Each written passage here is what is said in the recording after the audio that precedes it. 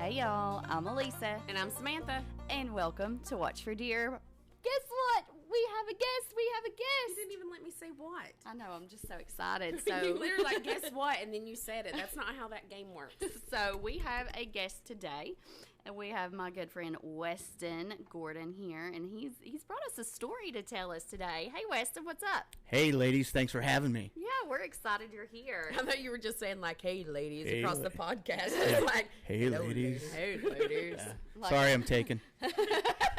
Give me your best. How you doing? How you doing? I swear when you said that, I was thinking Joey Tribbiani. Well, when you walked in, you said you had a story to tell me, so tell me. Oh, so Friday night I had to go get Zoe from her friend's house, right? It's up on the hill where we used to live. I had to go pick her up. And on my way to go get her, it was like 9 o'clock in the evening, and I see this deer run across the road, right? So I stop because right in the edge of the road is a newborn baby deer. I mean, wobbly legged in the edge of the road. So I stop, I put my hazards on, there's a car behind me, stop, there's a truck come barreling down the road, and I'm like, stop. So I get out and I'm like trying to shoo it, but it's so little and so new that it's like just standing there like all wobbly legged. So I take my little hands like this, and its little butt fit in my hands, and I scooted it into the ditch line, and Mama was running up and down the hill pacing. But I got it out of the road, and it was so cute. Do you know that I love that story? It was so cute. I love that story. Do you know how many dumbasses would have been like, "Oh, free deer," and took it home? No, I looked and I made sure that I could see the mother, and she was there, and I was like, "Please don't come after me. Don't come after me. I'm just trying to help the Nothing baby." that would have made me any happier as if this story would have ended with you absolutely Got the getting shit kicked out wore out by a deer. But no, I did. I stopped and I was like, "Oh God, where's your mom?" And then directly I could hear her up on top of the hill. Can we just delete this whole thing and you just make up a story about how you got your butt whooped by a deer and then retell me that? And No, Okay. no, we're not going to. But yeah, so that was my first encounter with a Really? baby deer. Really, now I can picture that in my head. It makes me happy. See her up on her hind legs, like giving me the 1-2. Bam. Bam. Okay, so Weston has. Samantha's choking on her water. Funny. Like, I can picture that. But Weston, so he went to school at WVU, and as you guys all know, I've gotten many requests for the co-ed murders. And guess what Weston's bringing today? What? Guess. I like this game. The co-ed murders. Yes, how did you know? You said it. Oh. Okay. Before Weston, you get started, we got to make one thing very clear. Go herd. Oh. He said, Okay. You want to expand your audience, right? Always. not to that point. So not to that Well, point. we have to be impartial. No. Okay, I'll be when impartial. we're on the air, we have to be impartial. All right, I'll be Yeah, impartial. you've got to be impartial. We love everybody. Yeah. What is it? Do you say go Mountaineers? Let's go Mountaineers. Let's go Mountaineers. Yeah. Let's go Mountaineers. Now you say go herd. I will say go herd. Okay. Ooh, look at there. This is a friendship blooming, I feel like. It took me a few years of living in Huntington before I could actually do that. Yeah. It was really hard. And then when I started work, well, obviously, I worked at Marshall, so I kind of bought into the stuff there. So it's Well, it's I actually was it ripping on you? Is that a thing? Ripping on Ripping you? on you. it's all right. I have no problem with West Virginia Mountaineers. I don't follow them, but I don't dislike them. I had a lot of problems with Marshall Thundering Herds. Did Herds. you? With the Marshall. I've always lived here though, so it's always been go herd, and that's where I understand. went. So like, Yeah. Well, I went there too, but I've never seen a game. I don't understand You that. need to listen to the old Beach Boys song, Be True to Your School, then. Never seen it. We don't miss a home game. We have season tickets. I do. I see that. I see that you guys do that. I respect that fandom. Yes, we Yeah. do not miss a game. And I've been begging Elisa to come to for a game with me 3 for years, maybe 4 For years, 5 years. It's Years, and not. I'm yet It's not to go. hard. It's not hard. I mean, it's so far away, Is it? like 30 minutes. That's something that these kids around here take for granted is being in a college town where you have access to all this cool college town Sports. stuff. We don't Yeah. have any sports other than that, but we do have the Colt Cats now.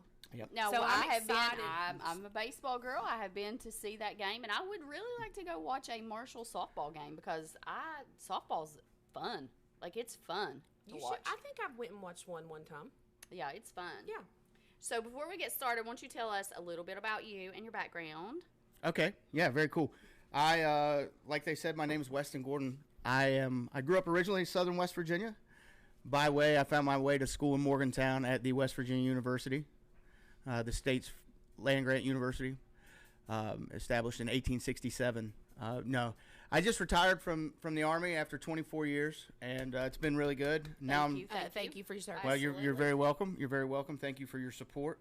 But it's been a lot of fun, and that time at WU though was very instrumental in shaping me as a guy and a man and who I am. So that's why this story's kind of neat or not neat, but it's kind of close to me here, because if you will, we're gonna get started now. Yep, let's go. I will say I am married to my very beautiful and lovely wife, Kathy, and I've got 2 kids, and I've got a grandson on the way, which is pretty cool. That is exciting. Yeah, right. I'm 42. I'm retired and have a grandson on the way. Life is good, man. Man, Life is good. and it comes really fast. And I'm finally growing facial hair for the first time in my life, and it's white. So I can see that. I can see that. Yeah. I like it. It You suits you see though. that? It suits you though. Yeah, well, thank you. That's wisdom oozing out. That's wisdom. that's why I've got a face for podcasts. They say so. All right, so we're ready whenever you are. All right, so to start it out, we've got to understand, for those that have never been to Morgantown or West Virginia University, we need to understand the landscape there. And, here in the Mountain State, obviously, we've got lots of hills and lots of mountains. But one of the interesting things about West Virginia University is that there are two main campuses in Morgantown. I didn't know that. Yeah, it's separated. It's kind of, if you will, the Monongahela River runs through Morgantown. So, if you when you're coming into Morgantown, the downtown campus, and then on the higher ground is the Evansdale campus. All right. So, back in 1970, when we start discussing the murders, that was one of the reasons that we'll talk about. But the significance of the 2 campuses in Morgantown is the Evansdale campus is what we would call uptown, and then the downtown campus, obviously downtown. Now, downtown campus is where most everything is at. It's the oldest part of the university. It used to be where the football stadium was, the basketball arena. Since over the last 50 years, all that stuff has moved toward the Evansdale campus as Morgantown and the university have grown. But down there was where most of the kids live, most of the dorms, most of the party life, the nightlife, all that stuff. But so on the night of January 18th, 1970, Mayor Malarik and Karen Ferrell, 2 co-eds from West Virginia University, were going to the movies. They were going downtown to the old Marquee Movie Cinema downtown on High Street. So High Street is the main plug in Morgantown. Okay, it's where all the bars are, lots of restaurants, lots of stuff, and it's literally just right off of the downtown campus. So in 1970, obviously there was no transit system. The girls lived in a dorm that overlooked downtown campus, which was back toward what we call the Evansdale campus. Okay. Now, which wasn't a whole lot to Evansdale back then. Evansdale now is like its own small city, but Was it still, I know it's known as a huge party school. Was it back then in the 70s? Was it as known as a party school like it is now? To what I understand, and I'm a member of a lot of groups on Facebook, like a lot of these old time groups, the historical Facebook groups, The nostalgia. and yeah, these old grads from WVU, and yeah, it's always been a good time there, and personally, I've got to credit my lovely wife Kathy for being with me, because if not, I wouldn't have made it out of there alive. I swear, there's I don't no think chance. if I had a daughter, I would let her go up there because of them. Mm-mm. The stuff that they spray paint on sheets, it's like, thank you, Daddy, for dropping her off. And they'll hang it on a sheet my outside God. outside their windows and stuff. But now we've got to go back. All right, so it ain't all the boys though. You got to see. No, those girls are bad too. Yep. Naughty ladies, naughty. Have Shame. some self-respect. Yep. I was thankful, when my daughter changed her mind not to go to WU. So it's because you're turning your kids off into the wild, literally the wild. But no, great school, great education. But back then, yes, still a lot going on. Sunnyside, which is the party side of town back in the day before the police started shutting everything down. You guys all know the history of burning couches and house parties and all that good stuff. Well, that was Sunnyside. So there was no public transit system, though, to get you from Evansdale campus to the downtown campus, which is just a couple of miles, but it's all hillside. So you had to walk or hitch a ride. You had to walk, or, in 1970, hitchhiking was super common. Yeah. We sure as heck wouldn't do it today, but God, in 1970, it was no big deal. So and especially in a smaller town like that, where you felt like, it would be like going out here if you're going to hitchhike, the odds probably pretty good that somebody's going to drive by that Yeah. right? And in our community for sure. Yeah, and it was the same way there. But so these girls went downtown, they went to the movies, and their dorms was up toward Evansdale in the old Westchester dorms, which is no longer standing. So they go downtown, and on the way downtown, they stop at the Sunnyside Superette, which is been a staple in Morgantown, like a little gas station, cheap beer, pepperoni rolls, all the good staples of Good old West Virginia. Yeah, good old West Virginia, and the things that get WU students through class every semester. And so one of the girls, I cannot remember since I don't have my notes on me. One of the girls stopped to cash a $10 check. She cashed a $10 check, and they headed down to the Marquee Cinema for a screening of the movie Oliver. Have you ever seen Oliver? Is it with Dudley Moore? No, that's Arthur. Yeah, I don't know. I've never watched Oliver. Oliver Twist? No, I don't. I think it's a musical. It's 3 hours long, though. That's a lot of music. My gosh. Is that, excuse me, sir, may I have some more porridge? You could say anything. I think that's what that is. I don't know. I've never seen it. I don't think. I'd have to Google it. I think it's the little kids like, excuse me, sir, can I have more porridge? Well, anyways, go ahead. Yeah, we'll have to check that out. I think I'm right, but even if I'm not sure. don't even matter. So the girls go to the movies. It's like, it's 3 hours long. They come out at around 11 o'clock, right? And they're ready to go back to the dorms. Well, the winters in Morgantown start in about August, and they run until about April, it seems like. So by the time they came out of the movies, it was frigid cold. It was, it was close to zero, spitting some elements. Yeah. Yeah, so these young ladies. No, thank you. Malarik from New Jersey, the weather not that big a deal to her, and Karen from a small town in West Virginia as well. So, and both of these girls were freshmen, so not very smart. They didn't have a lot of street smarts or anything. Well, not only that, they're just out on their own, so they're clueless. Yeah, we trust everybody, right? Yeah. We trust. Yeah, they're clueless. Yeah, and it's one of the hardest parts about raising kids, right? Especially daughters, is to teach them that there are people out there that we can't trust. No one. No one. If that's anything that this show has taught us, is to trust no one. Yes. Yes, I don't trust anybody. I tell you, Weston's making me nervous. I'm just saying, he knows too much about this story. He's reading it without any notes at all. This is worried. This is ingrained I'm just in saying his I'm worried, soul. Weston. No, don't be worried. Don't be worried, ladies. We're gonna make it. No. So they come out from the movies, right? And it's dire cold, right? Just imagine it's balmy and blustery and all those frigid winter words, right? Yeah. Clinton's getting cold over there sitting now. It's turning red.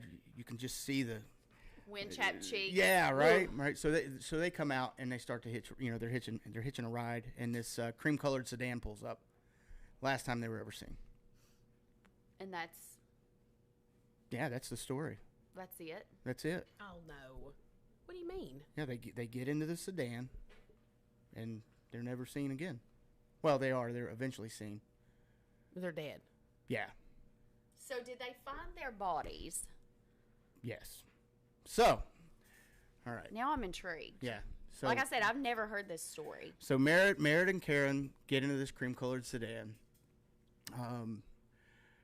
that somebody saw them getting into, the last time that they'd seen him. Did they say if it was a male or female Yep, driving? it was a male driving, but they knew couldn't. it. Yep, it's always a dude, right? I mean, no, really, Elisa, I knew it. Like, you uncovered something there. It's a 99% chance, not 100% chance it's a guy. 100% chance it's a guy. I knew it. Is that real?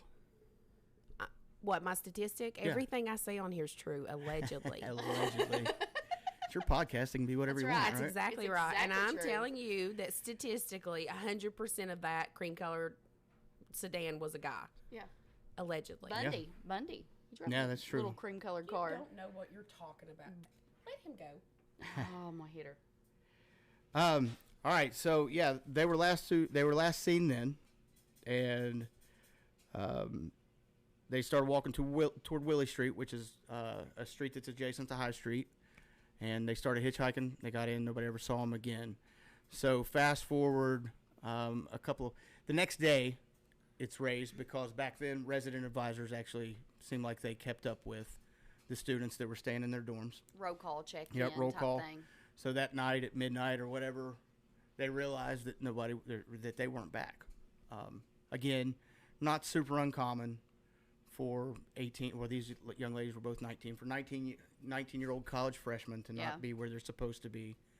So there were no major red flags raised that night, and it wasn't until 2 days later that they reported that they were missing. It took them 2 days, Yeah. though. I feel like that's a little long. Well, if we think about the fact that it was 55 years ago and the technology, Yeah. you didn't talk. I imagine that they didn't call home every day. Yeah. They didn't call their parents Or every day. right. It wasn't normal or abnormal to not see or talk to your kids every day. Yeah. You know what I mean? So you would have had a real problem with Shooky Britches. Yes, I would have. Yeah, I gotta so- know where my Stoogie Britches is at all times. That is not what I thought you said. I swear I thought you said you'd have a real problem with not shedding your britches. I was like, does Lisa have a medical condition I don't know about? That's all them childhood enemas, Samantha. God. It is important, though. I need to backtrack just a second. Okay. While they were at the movies, they ran into two friends. Their names were Clarence Lewis and Paulette Burns. Clarence and Paulette watched the rest of the movie with them, and then when they left the theater with them and walked to Willie Street, and they parted ways, but they saw them get in. They're the ones that saw them get into the cream-colored sedan. They did for sure that somebody did see them get in. That's called a reliable witness. Yep. That's fancy. The reliable witness. I'm learning all kinds of stuff. So when they drove by, that was when they saw that they saw them in the car, and they saw that a man was driving the car. So that's where that was the literal last time that they were ever seen alive. So the police, when they finally got it, they just assumed that they had left on their own accord. So there were no trace of the girls. This is early January 1970. No trace at all of the girls until March. Then they started receiving what they call the triangle letters. Oh, I didn't know there were letters. How is this that I don't know. I feel like we should should've- know this. yeah. Know this. We should have known it. It's true. It's true. It's not you don't see or hear a whole lot about it until you start deep diving it, and then there's a lot of stuff out there about it. But it still blows my mind why now we can't solve these things. Yeah. And we were talking about it coming out here, and he's like, why can't they just get their fingerprints off the letters? Well, there's Yeah. it was 55 years ago. So the first letter came in early March from nowhere, from an unmarked letter that was postmarked from Maryland. All right. So the first letter came as the first letter came in early March and gave them some locations where they might be able to find the girls. Okay. So they go out, the police go out and start looking, and they did come across a purse. No, I'm sorry. They came across a card and some other stuff from a purse that identified one of the girls, but they didn't find anything else.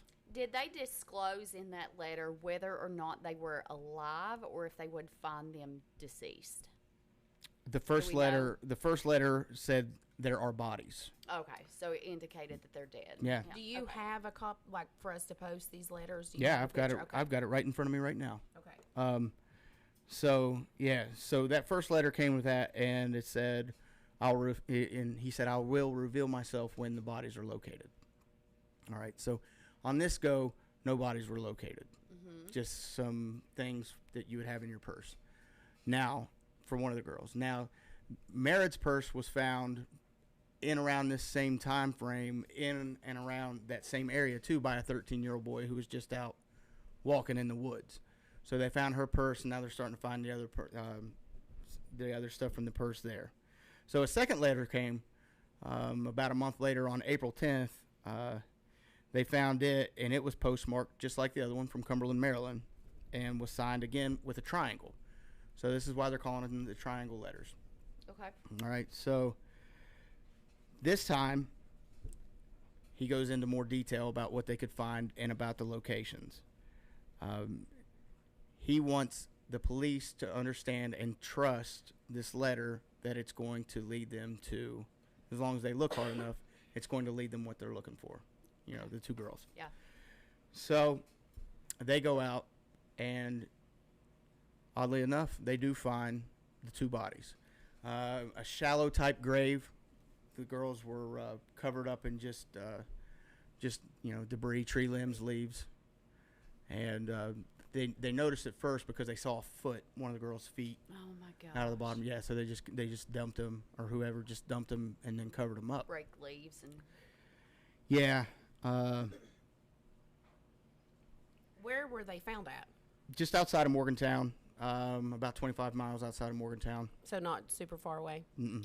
So how far is Cumberland, Maryland, from West Virginia University? Cumberland, Maryland is about. Because I feel like we're all the way up north, and I feel that that's not really that long of a drive. No, if you hop on I-68 out of Morgantown, 68 East is about, I don't know, you're just a little more. You're just around an hour there. That's not far at all. So these letters. What I'm already thinking? I'm already thinking this is a serial killer who trolls college towns, rapes and dumps the bodies. Why did you just assume assault? He's not even mentioned that yet. Because 90% of women are assaulted. That's my statistic. So you're making up stuff again. Yeah. Oh, You're good. You dropped me. You're There we good. are. Yeah. So where they found them out, it was an old mine. So they found them out there at the Weirton mine, and they uncovered their bodies. And by the time they uncovered their bodies, there was one really interesting thing, and I don't know if you guys know this. I have We're never clueless. heard of this story. I knew what you were doing, but I didn't look it up. I have no clue what you're talking about. Okay. All right. So the thing that really is gonna kind of wig you out a little bit here is that they were both found decapitated. Oh my gosh. Okay, I have questions. Okay. So, I hate to even ask this. And this was just 6 days later after that last letter. Okay. So And then I don't even. Okay, were their heads with their bodies? Or they just didn't have a head? they didn't have a head. Yeah, but where was it around them? Was it gone? Is it in somebody's freezer? Like, I need to know, like, where's it at, Weston? There are no heads. Ever? Never. Eventually, did they ever find it? 55 years. Shut your mouth. Still no heads of these young ladies. Oh, my God. Yeah. Oh my gosh. So they never found their heads. Never have found their heads To this day. to this day. Holy shit. Mm-hmm. That's a trophy, I bet. Somebody kept it for a trophy. Well, there was a man. So the triangle letters, they started going back and forth on these things, and they thought that it was attached. They narrowed it down to a satanic cult is now where they thought that this was coming I from. always blame that shit on that. Like, you hear so many stories, and I'm sure I'll cover more, where, you go through the satanic panic, and they're like, it was the devil. Okay, so first of all, let's get this right, Elisa. 100% that if they killed 2 girls and their heads were removed, it was the devil. So let's go there first. Yeah.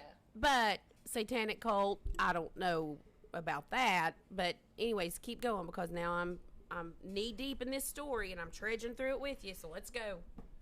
Yeah. So, all right. So they started that deep diving with this satanic cult called the Psychotic Science Church. Psychotic Science Church. Yeah. Okay. Yep. It's a devil church up Okay. there in Cumberland, Maryland. So let me ask you something. This just made me think of something, and I've not done a story on this or read about it, but this, for some reason, when you said that, like the satanic church and stuff, have you read about the nun in West Virginia that was murdered? I have not. Maybe we need to circle back to this, because there's a nun in West Virginia that was murdered, and they never did find out who killed her, and it was up north. No kidding. Yeah, Wonder so if that's I don't related. even know what the date was or whatever, because I don't like religion stuff like that. Scares me, because I believe in demons and everything. And I don't like that boo boo stuff, like all that booger stuff on me. But I'm telling you, like, this may be, we may just done something. Well, yeah, here. yeah. Well, and I think what you're saying is that you believe in all that demon stuff. We don't want to go turning something over that's gonna. I'm with you. I do yeah, not. I'm with you. I I, do you know. not need stabbed or I do something. not. Yeah, I do not. But when you said that, I was like, there was a nun up in the north that was killed, and they never did. Like, she was raped and killed, and they never did find out who did that. And if it's around the same time, Oh, we may have just linked something. we did not just link something. But I'm just saying, like, we may need to do a circle. No, here. I agree. I think. Circle assault. But you don't know where that is. Where Google it. the nun assault was. I mean, I can Google it. Well, of We'll course. pause later, and I can Google it and look at it. It just, like, I don't like to look into stuff like that because it scares me, because I'm a She's a wussy. puss. Well, maybe it'll lead to the heads. Maybe. So so they deep dove into the science church, and eventually found out that was just a farce. Bullshit. It just happened to be that they were sending these letters, and it was just by chance within several miles of where everything was happening. It was just Just a coincidence. yeah, just a coincidence, which is really weird to me as I look into this stuff and I read about it. It's weird to me though, because how would they even know? Like with media back then, I mean, you're getting nothing more than a 10-minute plug on a news channel on local news, and something from the newspaper. So Her name was Sister Roberta Elam. Elam. She was killed in 1977 in Mount St. Joseph Mother House Grounds in Wheeling, West Virginia. Wheeling. Okay. That's not far. That's just Ooh. 45 minutes. Have we just linked this? Have just we link just linked something. this? I'm just saying, like, that popped in my mind. Continue. Now I know what story Just we need to look at continue. next. So we get the old devil church. They're cleared, right? They can go back to practicing in a hollow. Yeah, practicing in their devil stuff. And drinking chicken's blood. Yeah, man. Yeah. God. God, he's a god. And slaying goats. Yeah, you got me like wrong person hears this, Hey, listen, man, it's America. You do what you got to do. You do you. It's land of the free. Yeah, right. He's like the wrong. See, you sound like me now when she says stuff. I'm like, don't do that. She's like, do not say that on air. Yeah. If you want to drink your chicken blood, you go ahead. Go ahead. I more power to you. So, finally, a few years after all that just settles down, it's quiet, right? The case goes cold, and which is super unfortunate, right? I mean, we're talking about two 19-year-old girls with their lives ahead of them. West Virginia University is the State University of New Jersey. I don't know if you knew that or not, but No. What? Yeah. Go back and say what you just said again. Say West that Virginia again. University is the State University of New Jersey. If you ever spend any time at all at WVU, it's Full of New Jerseyans. full of good people from New Jersey. So I you're gotcha. just saying, like, that's not like a legit thing. What you said, you're just saying like there's a lot of Jersey people. Right, there. lots of Jersey people. Okay. Yeah, lots of Jersey people. The real state university in New Jersey is Rutgers, but that's for another time. That really has nothing to do with this. But Merritt was from New Jersey, which was what made me think about that. Okay. So And what I'm getting ready to tell you takes us back up to New Jersey when we had a man by the name in 1976. So we're 6 years later. There's a guy named Eugene Paul Clausen who confessed to killing Merritt.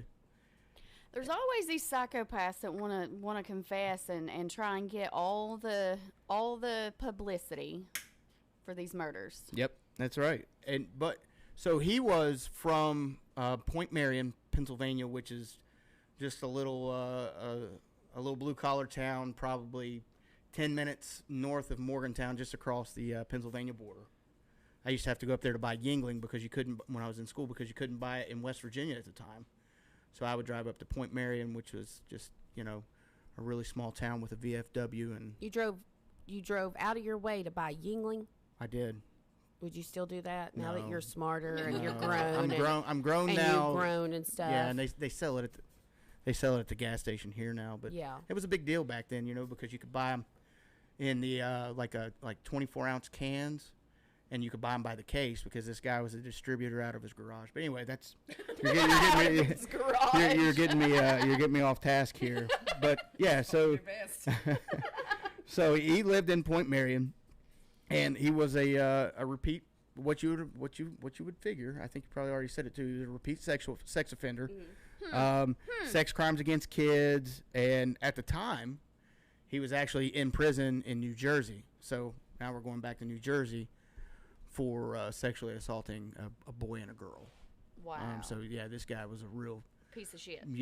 piece of shit, and Yep. would have been great if he had really been the one that actually did this. But essentially, so I don't really know, because he was so in depth on some of the things that he was saying.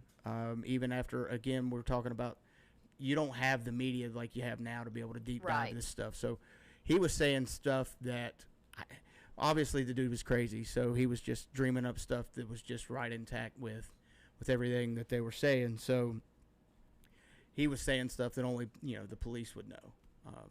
But he was just lucky because they eventually acquitted him, and he wanted a retrial because he kept trying to tell him that He did it. he did it, and it wasn't the case. And then finally, in 1980, so this went on for 4 years. In 1980, he claimed that he falsely confessed to the crime, because at that point he was facing 170 years in prison for all this stuff.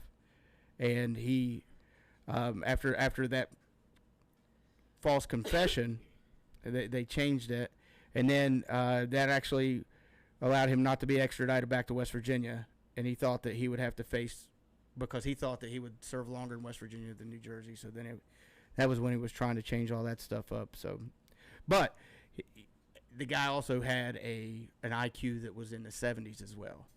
So I think that these things, like your statistics earlier, like being 100% sure about something, I think a lot of these guys, these predators that go after children and women who try to find women as soft targets, Yeah. they tend to, don't they, have lower IQs and things like that? Yeah, it they seems like. underestimate. Well, I will say that I mean, we can go ahead and say this is fact, but it's not. But because I like to say that everything that I say is true. I have found out that serial killers are like super smart. Yeah, those guys. But ones that just like target like one person or two people or something like that, they usually do have some kind of cognitive issue. Right. Yeah. And an IQ in the 70s, that's when you would worry about just teaching life skills. Like it. Wow. So just so you know, like that's a pretty low. That's a pretty low IQ. Yeah. Oh, yeah. Yeah. So with that, do we talk shoddy police work? I mean, do we think that the fact that we're 55 years later now, we had a guy that confessed, a guy that then ultimately deconfessed. I'm not sure if that's a word or not, but Yeah. I did It go. is now. Yeah, right. It's our podcast. That's right. What? It's our podcast. We can say whatever we want to. Did they ever find the car? Was the car ever found? I don't know. See, that to me, that would be like the first thing I would do if we found out there's like, hey, you have an eyewitness. She got into this car.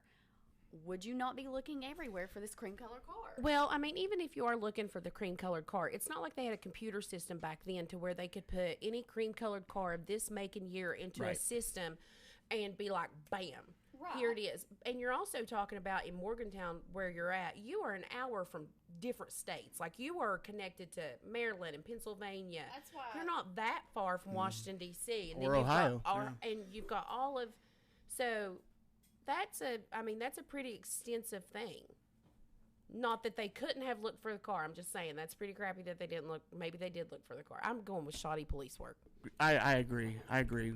So do they still have all of that evidence that they found that the letters had led them to, the items in the purse and everything? Yeah, because they've reopened this thing and never, but nothing's And ever still couldn't get any hits Right, off because DNA or anything. There are other people that were suspects. Even after Clausen claimed that he took the heads to. Let me make sure I got my guy right. Clausen, I'm pretty sure it was Clausen. And if it's not, then I'll come back and fix it. If it's not, just say allegedly. Yeah, That's allegedly, what I do. Clausen, right, took the heads to his brother's house to show them, just like you said a few minutes ago, as trophies. Yeah. But his brother wasn't home. Yeah, so his brother wasn't home, but he did show him the machete that he used, allegedly, To decapitate to them. decapitate him. So this guy died 15 years ago. He died in prison, and after all those years of saying that he did it, then he spent the rest of his life trying to maintain his innocence that he didn't do it. No, I feel like whoever did this, they've killed before. They've killed Why? before. Why? They've killed before. Why do you feel Because- that way? Because of just they never could find the car. Didn't leave really any DNA that they could use. He's not just he didn't just this wasn't just his first crime. This wasn't his first kill. I feel like you're comparing 1970 to right now. I feel like you're way off. Like, well, they may not have found the car, but what DNA? Has he mentioned DNA? Hair, blood, fingerprints. Did they even look for it? They did. I don't know that I've seen much of anything that talks You're DNA making stuff. that shit in your head. Yeah, I don't. No, Weston when did Taylor, they start Taylor. testing prints? Google. Fingerprint has been Taylor's- around since like the Ripper, Jack the Ripper. But Jackson and I were having that conversation, and that was the first thing he said. There has to be DNA there. But I have never seen or read anything about Okay. fingerprints or DNA. Okay. If there is no DNA and not enough DNA, that makes me wonder if this was done by law enforcement No, or covered up. now, Elisa, Seriously. stop it. Now, here, let's talk about Seriously. this. Let's talk about this next suspect that I think that you're going to jump on board with, based off the fact that you think that this is someone that's killed before. I feel like that she's going to jump on board with anything. Fingerprints have been around for hundreds of years. Thank you. But I mean, I get that. But what were they going to dust, Elisa? The movie ticket? There was Driver's license, the purse. He's threw them out. He Yeah. has thrown those items out. So Weston, ma- I'm going to walk over here and smoke, and I want you to deal with her. I don't even know what to say. So maybe you're right, though. Maybe he's a pro. Don't encourage her. Well, I mean, I'm trying to make sense of anything that she's saying right now. I can't say it with a straight face. There we go, she said. All right, so there was another suspect that came in, and his name was William Bernard Hacker Sr. Oh, that's convenient. Hacker, right? And in December of 1970, so here we are, we're, 9 months, 10 months, 11 months removed from those murders. Mm-hmm. He was arrested in Baltimore for murdering and decapitating another man. So, Okay. same type of murder, right? Decapitation. But it was a male. It was a male. And then after he decapitated this guy, he put the head in his car and then hid the body underneath some rocks. All right. Okay, so kind of the same, a quick burial. Yep. First of all, I don't know if y'all can hear me, but Jackson just said they could have used gloves, which makes sense to me. They're fingerprints. Yeah. You're right, dude. That was exactly what I thought too. Like even, you start thinking about this stuff, and even like if it was the old Devil Church, if they're writing letters, all they got to do is wear some gloves, open up their pack of pens. Drinking chicken blood. Drinking that. wonder Just if don't they drop any chicken blood on the I wonder letter. if they still have the letters and stuff that they can maybe pull. Because I know, like, with, like, the crib, like, with, look at her. She's like, "Brr, brr, brr, brr." But, like, nowadays, they can go back and trace where that paper came from. Yeah. That's what I'm saying. Like, it just doesn't make sense to me that we still have the evidence and still can't find anything. Maybe they... No, hold on. I was going to say something. It's been so long that maybe the evidence has deteriorated, And that does happen sometimes. or got lost in the shuffle because back then, 90% again... of the time, that happens. Because, again, we're talking about no computers. Everything was bagged and tagged. Yeah. Just made that up just now. Bagged and tagged. Bag and tag Bag it. and tag. And a deer. And do we know, Weston, if they still have all this stuff? I don't know. That's what I'm looking for right now. But they can't get rid of that stuff. No, they can't, but it could be lost. I mean, I read a lot about, these places. It gets lost in the shuffle. It gets moved. There's fires. There's water damage. Things do happen to evidence and stuff like that. So, I mean, that is a possibility. All right. So, Hacker. All right. I know I just told you that he beheaded this dude in December of 1970. But it wasn't his first time that he'd ever decapitated somebody. Okay. Now we're getting somewhere. Between 1921 and 1952, he was an old man. He was born in the late 1800s, right? So, in that time, in the area where he lived, which he worked at one point in time at the Weirton mine, which is where they found the girls' bodies, if you remember that. But in that span of time, over those 30 years, there were a series of unsolved decapitations in that area. Around Weirton. No, around the Morgantown area. Okay. Yep. There was? Mm-hmm. I feel like I need to dive into this part a little bit deeper. Yep. So he did this, and in 1952, he admitted to a double murder and decapitation. And he was then convicted in prison, but he only spent 14 years in prison for double murders. So he would have been out by then. Oh, yeah. But he also would have been if he was born in the late 1900s. You're talking about a man who's probably close to 80 years old. But let me ask you a question. Did he have a son? Is that what we're doing now? We're saying the apple don't fall far from the tree? Is that where we're at? Crazy runs deep, baby. No.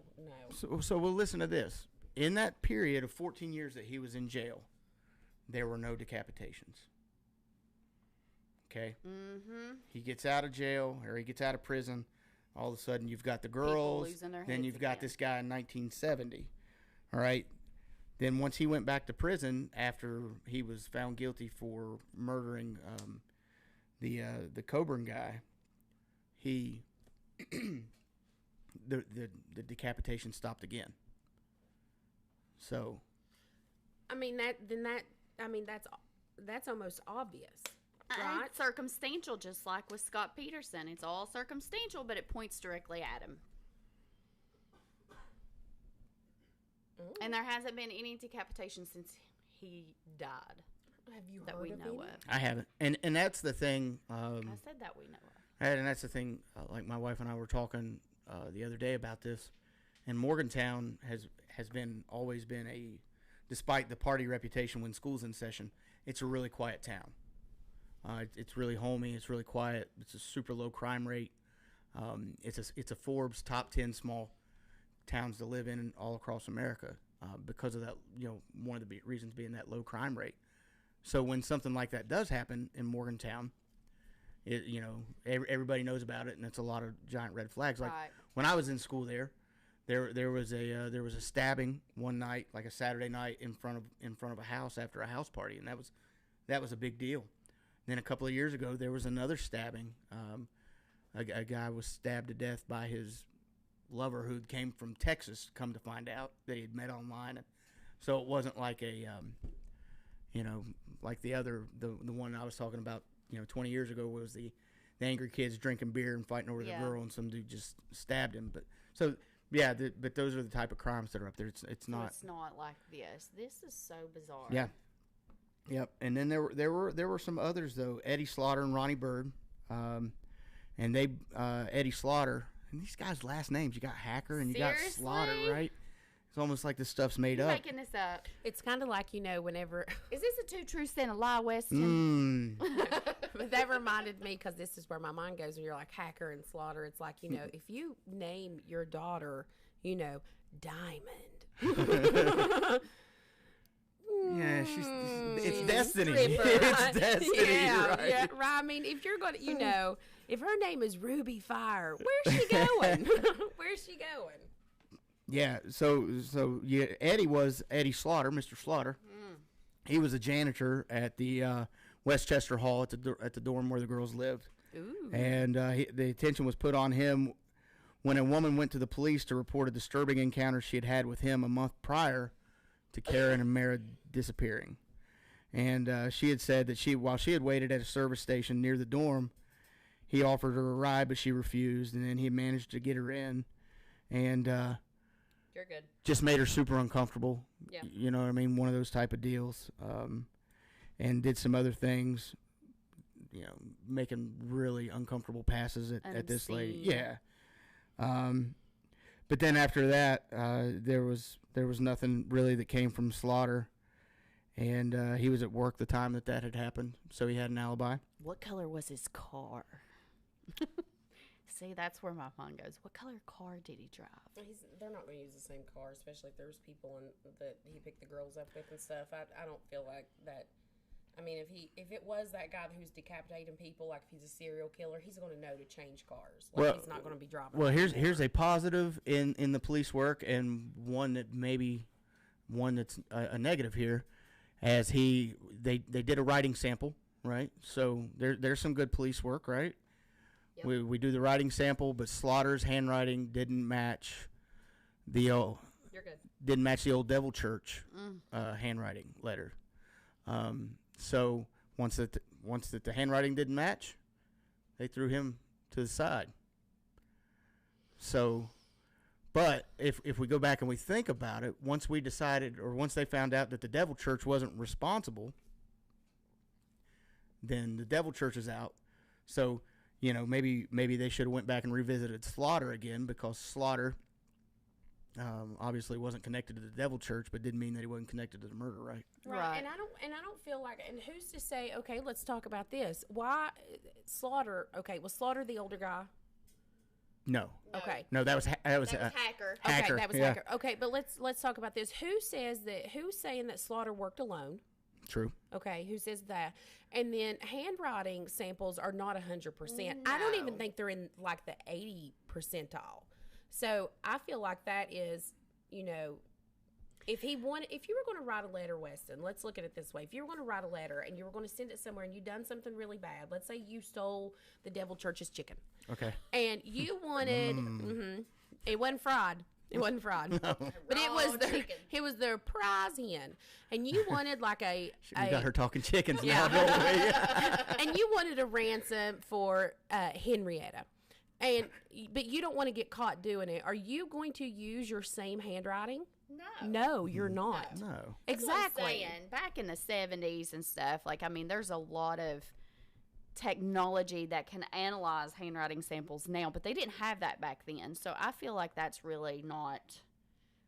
I feel like that's not even irrelevant at that time. You mean relevant? You don't feel like it's relevant? Yes. All right, so here's one more suspect for you. John Brennan Crutchley. Maybe you've heard of him, the vampire rapist. No.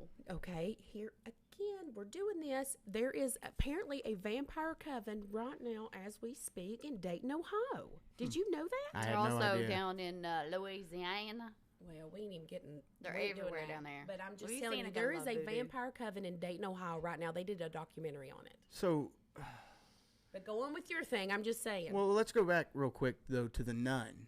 Mm-hmm. That would make sense to me. But they don't know who killed the nun? No. Maybe we need to come back full circle in a couple weeks, like when she's back from wherever she's going, and you can come back and I give you all the nun story. Yeah, The nun story, that's and good. I'll look into all the decapitations. Yeah, I like that because I think that I don't know, man. I feel like this is like one of those rabbit holes, like we tend to jump down. I think we just jumped down a rabbit hole. I Yeah, think we're we down. did. I think we went down a rabbit You've already hole. uncovered the rabbit hole. Yeah. So, but listen to this though. Crutchley has written a book, co-written a book about the murders. What? Yep. And has diligently worked to bring attention to the cases. The most likely suspect.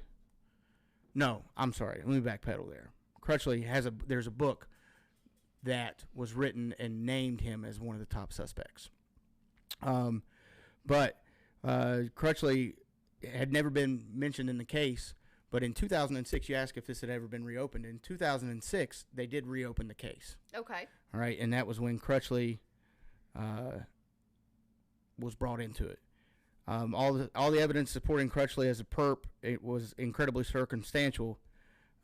His sister, with whom he had a inappropriate relationship with at the time, had attended WVU as well in that same year. And his father worked at a company that owned the land where the girls were found. And he was on a school break himself in January of 1970. But there was no evidence that Crutchley was in or near Morgantown in that time frame, other than the fact that he was a serial killer in that area before.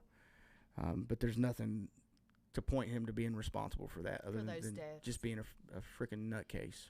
Oh my gosh, there's a lot to this. Like, there's a lot to this. But my thing is, we've obviously all four of these guys that we've mentioned have the potential. That's like with the Zodiac killer. There's several suspects. They've got the ability and the potential to do this stuff, but at some point, it's just like somebody said, well, the handwriting didn't match, or nobody could prove that he was in Morgantown, or his hatchet blade was too dull to do it. You know what I mean? Like, so we've just stopped. We've never, and as far as the DNA stuff goes, I haven't seen anything. That is so crazy to me. There has to be some DNA somewhere on something on their bodies. Were they assaulted? Yes. There you go. They were, and they're now. I don't want to undermine, the Morgantown Police Department or Mon County Sheriff's Department, West Virginia State Police, whoever was on that case 55 years ago, because they did go through 30 suspects. That's a lot. 30 viable suspects at that time. Once they started investigating that, and that was, the prevalence of the hitchhiking in and around WU at that time, and so what they did was they started targeting these guys just like they did the guy that was the janitor. If you had a awkward hitchhiking experience with somebody that made you feel weird and said funny stuff, then you told the police. Absolutely. And then that made that guy a suspect. So that's how that suspect grew, or that list grew to be that way. But there's we go back to Hacker, and that to me, I feel like that's strongly pointing to him, just because that's him. That's his MO: decapitation and a shallow grave. Well, but there's I feel like there are others though that we could deep dive, and in time, the more that you want to get into this, because there are others that were mentioned but never really investigated or connected to the murder. And they were the same type of killers that were in the area, the West Virginia area, because we have William Dean Wickline, who's the butcher. And then there's also in Fayette County, West Virginia, there's the unidentified murderer who is named the Mad Butcher of Fayette County. So there are others that could be could do that. I see future episodes in your. When was this Mad Butcher of Fayette County? Was that like a long time ago, or am I not sleeping tonight? No, that would have been in the same era. Okay. Around that same good. time, We're yeah. good. Yeah, you're not going to Fayette County tonight. No, but I'm always afraid somebody's. Wait, She's always afraid just a somebody's chicken. alive. this might be the wrong business for you. Listen, I love when all these people, these bad people, die. Like, it makes me, It makes her able to sleep at night. I'm better for it. I can see us doing a few more episodes I think so. and trying to look at these butchers and trying to see if there's any correlation between these guys. Well, with I'll what start went what working went down. schools over this week, and I'll start working on the nun story. Yeah, you got the nun. Who you taking? I want to know about the nun. I don't know. I like these. I kind of like to talk about Hacker a little bit more, get a little bit more into Go a hackers. little deeper. Yeah, into Hacker, Yeah. and then even talking about those butchers. But Clausen was the guy that served time because and I'd like to know a little bit more about him as well. But he was the guy that claimed it, went so in detail and served time. I am a little curious if they didn't release very many details, which I mean that happens a lot. The police keep it close to their chest to know details. That way they know that they have a viable suspect. I don't know how he would know these things. Maybe he knew somebody that did it, and he claimed it because. Well, and somebody in jail that he could have been with could have said something. And again, who says that it was a one-person job? Who said, and two, if it was one of those guys and it was an older guy, like the one, it was like 70-some. Who was that? Tell me your name. I'm not good with names. Oh, that was the 70-year-old guy. Oh, that was Hacker. Okay. Yeah, Hacker was. So let's say that it was Hacker. I mean, are you going to tell me, and I'm not saying that he couldn't, it's not ageism, so don't come at me, people, but I would think that if a 70-year-old guy came here, he's going to have one hell of a time taking down two wrestling 19 two or 20. 19-year-old girls. Right, of yeah. course. Oh, well, he had a gun. All right, he only pointed at one of us. Yeah. Yeah, he Yeah, was 74 at the Yeah. time. Of course, I'm feisty like that. I mean, yeah. Like I got stung by a wasp today on my finger in the car, and I swear I'd never wanted something to be big so much in my life. Like I wanted to punch you in the face. It hurts so bad. Yeah, so I see. But Clausen too, he passed the polygraph. The guy that was in prison. Yeah, but those aren't even admissible really in court, are super they? Because they're accurate. not accurate. Yeah. Yep. And he made another bunch of stuff. But I think Hacker. But going back to Hacker, he was 74 when this happened, and obviously he knew what it took to decapitate somebody, which I can imagine that it's a challenge. But two, as he preyed on these two young girls, as seeing them, or as allegedly whoever, as two young girls as being soft targets. But would you, if you're hitchhiking and you see an old man, you open up the door to somebody's 74-year-old pawpaw? Yeah. I mean, my gosh. You're like he ain't old enough to hurt nobody. Yeah, it smells like Bengay and peppermints. Pawpaw. You got some candy, Pawpaw? Yeah. You got any butterscotch in that pocket? Bit of honey. You got a bit of honey in there, Pawpaw? You're going too far. Stop it. Yeah, I could see any bit of it, but I just I feel like that there's more questions than there are answers to any of this. For sure. I see. Yeah, we're gonna have to split this 3 ways and come back at it. I think that's interesting. Yeah, so I didn't really know anything about this case, but like I said, it's really caused me to go down a rabbit hole because it's kind of like the octopus theory that you were talking about. Remember when we were doing Skull and Bones? It's got all these little branches. Yeah, but did I talk about that on the podcast? I didn't mention that, did I? Briefly. Yeah, briefly. There's a reason for that. All them people are still alive and stuff.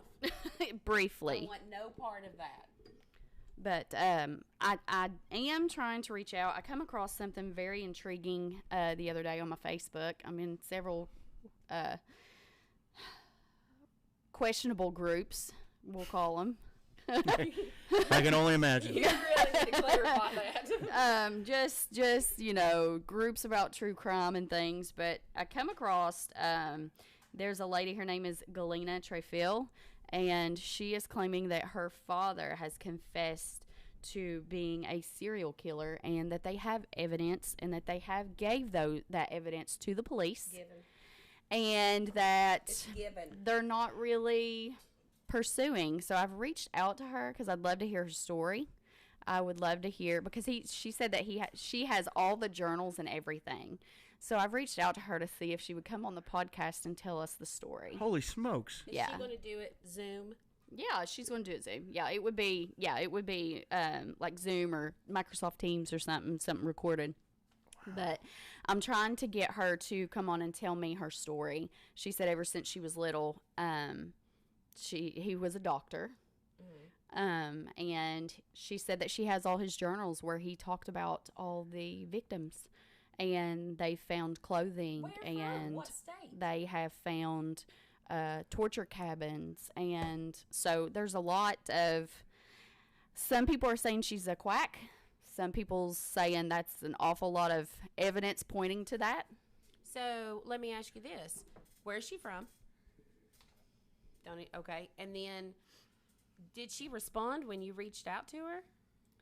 Not yet. I have privately messaged her, and I have commented on a couple of her posts saying, "Hey, we would love to chat and tell your story at Watch for Deer podcast." But we're trying to make some contact here because I just want to hear it. I want to hear it. So did the dad's dead? No, he is on his deathbed. I think he's like 86. And he told her?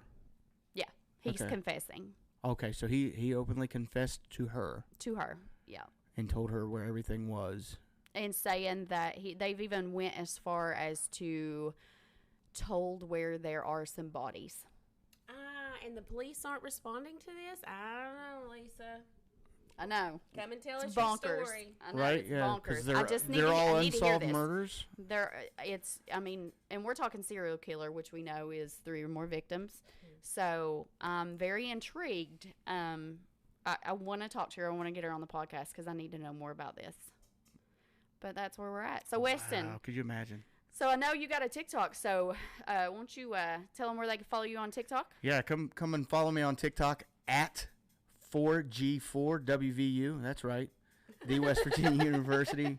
I'm an easy guy to find. But yeah, come check out some of my content. There's a whole bunch of everything going on in there. If you can just keep up with my ADHD, you'll be all right. Yeah, you good.